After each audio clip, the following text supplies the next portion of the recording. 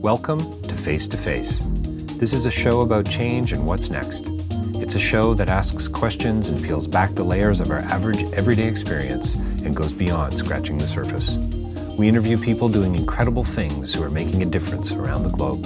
Join me as we listen in and get one step closer to understanding that big ideas shared create collaboration. Collaboration can inspire community, and communities create social change. I'm David Peck, and this is Face to Face.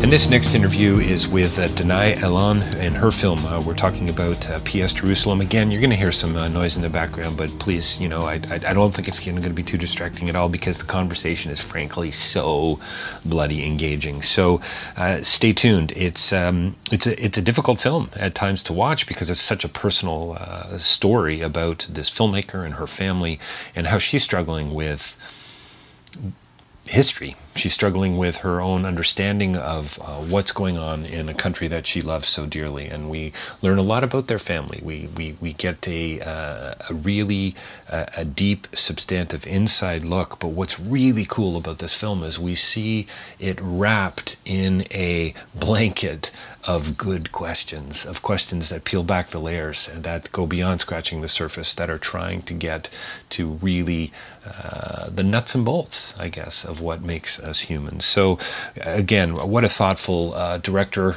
Danae is, and I look forward to her next film. Looking forward to seeing this film again. P.S. Jerusalem, check it out. It's working on so many levels. You're going to enjoy this one for sure. Well, welcome to Face to Face, and we are joined by another very special guest today, Danae Elon. Yes. Thank you for joining us today. Thank you for having me. I'd love to be able to say direct from Jerusalem, but actually it's just from Montreal, right? Yes. Or sorry, just from Montreal. Not just from Montreal. Yeah, that's right. A little pejorative edge there right out of the gate on this Saturday morning at the 40th anniversary of TIFF. So thanks for joining us. We're here to talk, I hope, about more than just your film. Mm-hmm. I really do. And okay. By the way, congratulations and a remarkable achievement. I loved your film, and as I said before the recorder was on, I wasn't sure if you were going to pull me in, but you did within a couple of minutes. And I think one of the things that really drew me in, and we're going to have to provide some context for the listener, because I'm going to assume most of people listening to today's podcast have probably not seen it. P.S. Jerusalem is the film. It's and so I should probably talk about where we're at. We're sitting here at the Hilton in Toronto, so there might be some background noise. So we're going to both apologize for that now and get rolling. So I think what drew me in was the questions. My background in philosophy, your children. I mean, obviously the dynamic. And by the way, you have a great voice, and your narration right out of the gate drew me in. So tell me about that. I mean, is this a film about your family? Is it about asking better questions? Is it about racism? I mean, talk about a layered piece that you've created here. I don't start out from a eccentric me point of view when I think about making a documentary. When it comes to the questions of very delicate questions of the layered and complex environment of the Middle East and of Israel-Palestine in particular, I really began feeling uncomfortable a while ago pointing the camera at other people, either at Palestinians or at other Israelis for that matter, because I realized that we were so induced with complexities and contradictions within our daily life, daily expression, daily experience, that the only way I could actually express that as a filmmaker was to subject my family to the very points that I criticize this society for. So take risks with your family, but not with others. I think that so much has been done in relationship to documenting the other. Oh, okay, yeah, good. That I have more of a moral issue filming a child that I do not know over my own child, risking of course, what that would mean for my relationship with my child. And so there's a lot of moral dilemmas that come with the idea of filming children. Or filming anyone. Or filming really, anyone, for that I know matter, when I travel, I try to always ask the people I'm either with or the people I'm taking photos of, do you mind if I take a picture of you? And even sometimes, you know, and of course we'll show the kids or whoever, but I try to respect not taking somebody else's image through a telephoto lens. Right. And the temptation, I mean, it's as a filmmaker, it's completely gotta be crazy. Yes, and also somewhat misleading, if you ask me, because I think that looking at the reality, any reality in black and white, or good versus bad, or moral versus immoral, action versus inaction, is a very contradictory experience. Well, it's a fake, right? It's a fake. It's a fake, and it's. I saw an interview with Ken Burns recently, and he talks about, I don't really care if the story's true or not, because what I want you to do is what you're going to be thinking about, what it's going to draw out of you, right? So can we provide a little context? Tell me about your own struggle. You know, you talk about feeling comfortable behind the camera. We don't see your face, I don't think, in the film. I don't even think I see a reflection of you in the film, do I? You see my image once with the camera while I'm talking. Yes. There's a picture. Your husband says here's a great photo of you, right? Yes, yes. So well, that was an artistic choice. Yeah, I'm sure. Because every single image in this film is a reflection of me. It's actually it's not because I'm uncomfortable in front of the camera. I made 2 previous films, partly private and another Road Home, in which I actually am filmed in the scene. This was more of a exploration that I went on with my camera and my point of view through the camera. My background comes from a cinematographic background. I studied camera work at NYU. I always loved cinematography, and I think that that's home base for me. And a lot of my feelings and emotions are expressed through my camera. And so actually in this film, I feel far more exposed than I feel in any other film. Because you might see me in an image, but you would never see me. And the image of this film is me. I love the irony of that too, because really we're hearing about your story. We're hearing about this beautiful relationship you clearly had with your dad, or at least that's my take, and your family. And we're seeing some really raw, honest moments between you and Philippe, your husband, and your kids, who ask brilliant questions, by the way. Wonderful stuff. So tell me, before we dig into some of the film, but is it a film about you, do you think? Is it more, you talk about going home, and your father's comment about home, which I want to return to. Is this about you absolving yourself of some responsibility, perhaps? Are you coming to terms with your, the Middle Eastern crisis? I mean, there's so many layers, right? Because you're also working through, it seems to me, just, from a global perspective, we could talk about the other and about forgiveness and reconciliation and racism and all these things.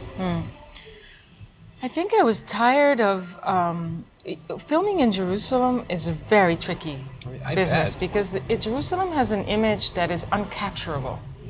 And you cannot film, it burns the camera. Like when you turn on the camera in Jerusalem, you film images that are uncontrollable. You cannot control them, or they're beyond your own sense of expression. And yet that was the place I grew up in, and the place that I called home, or that I just loved it for all its horror as well, because that's where I grew up.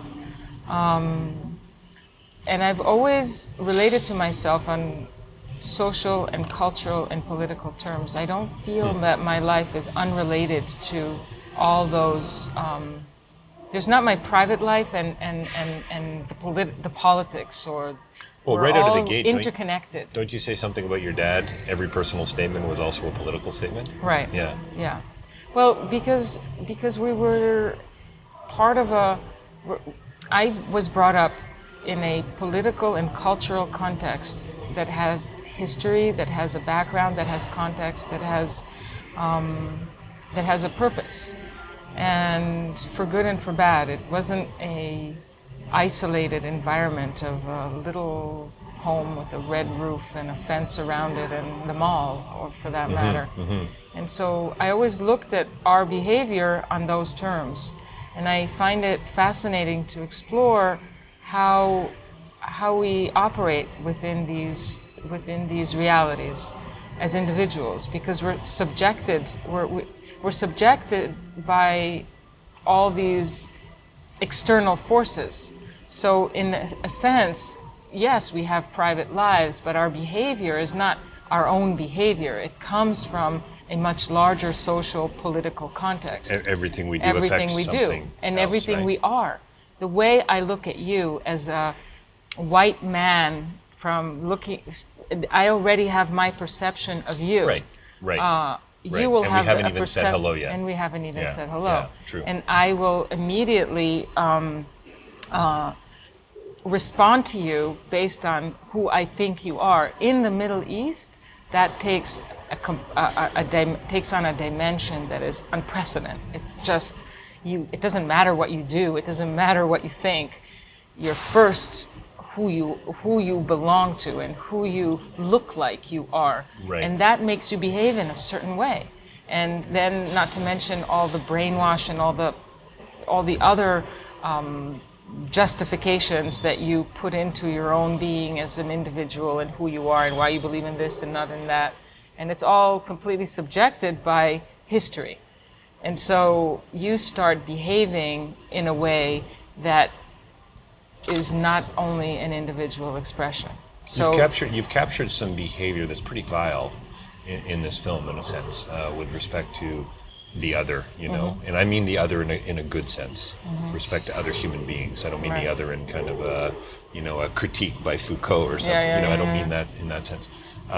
But some of the behavior, it was actually frightening for me watching it. You were in a coffee shop or in a mall setting, and some young men, teenagers perhaps, were getting very angry, and just the slurs and the stuff that was coming out of their mouths. You go, really?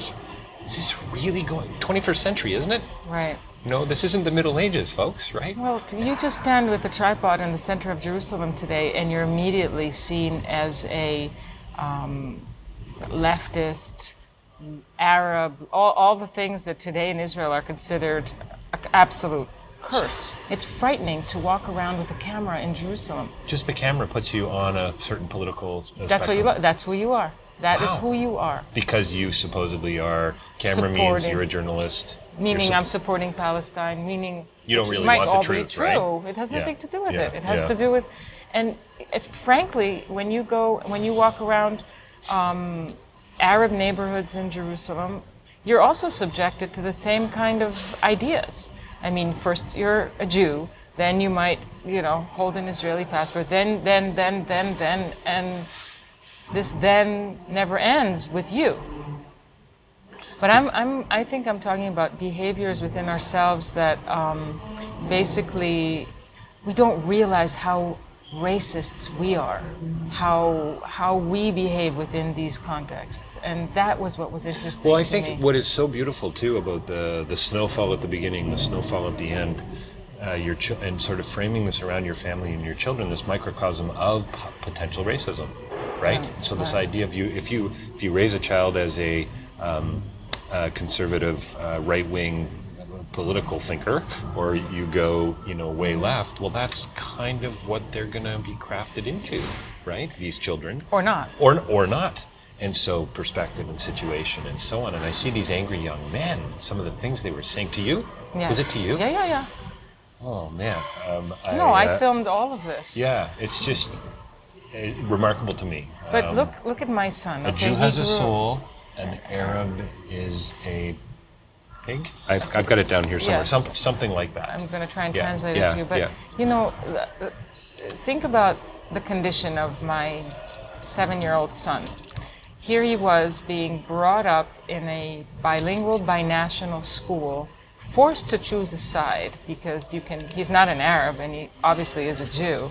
And if he's a Jew, what does that mean?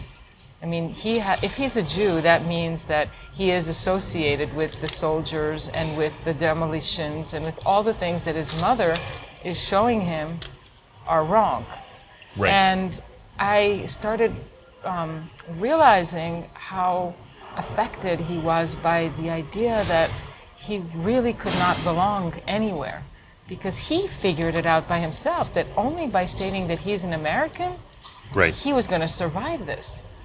This was excruciatingly painful for me. And at the same time, I said, you know what? You're right. You are right. You're not a Jew. You're not an Arab. You're, in this situation, an American, because that means he doesn't have to choose. Because he was constantly being confronted with a choice that had nothing to do with his personality or with who he was. It was a larger condition. So let me go a little corny, perhaps. At what point are kids going to start to say, are we going to start to say, that we're members of a more global community, that we're members of the human race? Are we both like idealistic nutcases to think that way? Are we? You know, am I a Canadian? Like, no, are we members of the human race? I mean, right. Oh, I see. You're actually right. Yeah. Yeah. Well, I'd like to think so. I'd like to think we're in this together.